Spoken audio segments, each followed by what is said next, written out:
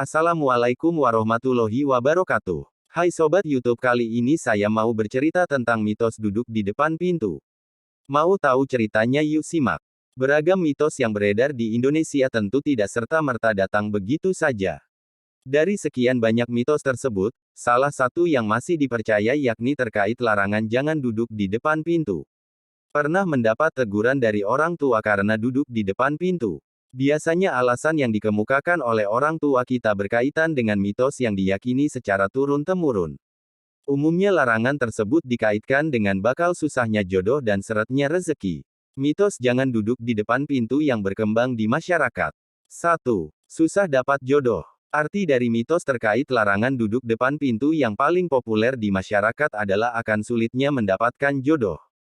Secara logika, sebagian besar orang percaya tak ada hubungan antara berdiam di depan pintu dengan jodoh. Namun, mitos ini sangat kuat karena berbagai alasan dan bahkan bertahan sampai saat ini. 2. Bikin seret rezeki. Sama halnya dengan poin pertama, seretnya rezeki seseorang kerap dikaitkan jika kita berada di area rumah yang strategis, seperti depan pintu. Orang tua zaman dahulu percaya apabila rezeki seseorang akan seret andai berlama-lama duduk di depan pintu. 3. Mitos jangan duduk di depan pintu bagi wanita hamil. Keyakinan masyarakat terkait larangan wanita hamil duduk di depan pintu juga cukup besar. Banyak yang percaya apabila hal ini dilakukan oleh perempuan yang sedang hamil, maka proses persalinan bakal mengalami kesulitan. 4. Mengakibatkan sakit. Cerita bersandar di area pintu juga banyak dipercaya bakal mendatangkan rasa sakit. Hal ini karena biasanya orang berlama-lama dalam keadaan duduk sehingga bukan tidak mungkin mengalami rasa pegal dan gangguan kesehatan lainnya.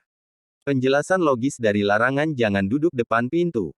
Seiring perkembangan zaman, tiap orang mempunyai pandangan tersendiri mengenai mitos ini. Ada yang memang masih percaya, tapi banyak pula yang mulai meninggalkannya. Ternyata, terdapat beberapa penjelasan logis yang berkaitan dengan mitos ini. 1. Menghalangi akses keluar masuk rumah. Beberapa sumber mengatakan jika larangan tersebut terkait akses keluar masuk di dalam rumah. Pasalnya, anggota keluarga yang hendak masuk atau keluar tentu saja terganggu dan merasa terhalangi oleh keberadaan seseorang yang duduk dekat pintu. Oleh karena itu, alih-alih sulit mendapatkan jodoh, alasan ini mulai banyak digunakan lantaran lebih logis. Maksudnya adalah jangan duduk di depan pintu, itu menghalangi jalan keluar masuk.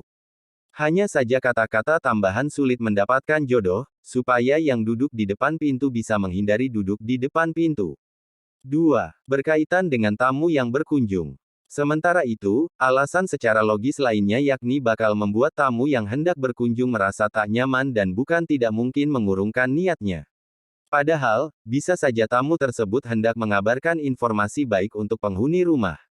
Maka, mitos seret rezeki sebagaimana yang berkembang di masyarakat, mungkin karena adanya peluang rezeki dari situasi seperti ini.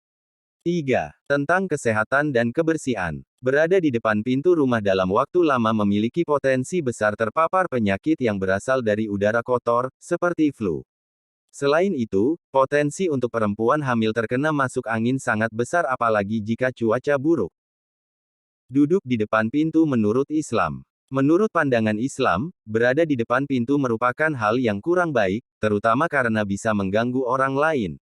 Pasalnya, orang yang akan masuk dan keluar tentu bakal merasa kesulitan. Sebagaimana yang tertuang dalam sebuah hadis, alangkah baiknya kita tidak menyulitkan orang lain, agar urusan kita pun dipermudah oleh Allah Subhanahu wa Ta'ala. Barang siapa yang mempermudah kesulitan orang lain, maka Allah Ta'ala akan mempermudah urusannya di dunia dan akhirat. Hadis riwayat Muslim. Konon berkaitan dengan sulitnya mendapatkan jodoh merupakan cerita orang tua zaman dulu saja. Nah itu dia ceritanya, semoga bermanfaat. Wassalamualaikum warahmatullahi wabarakatuh.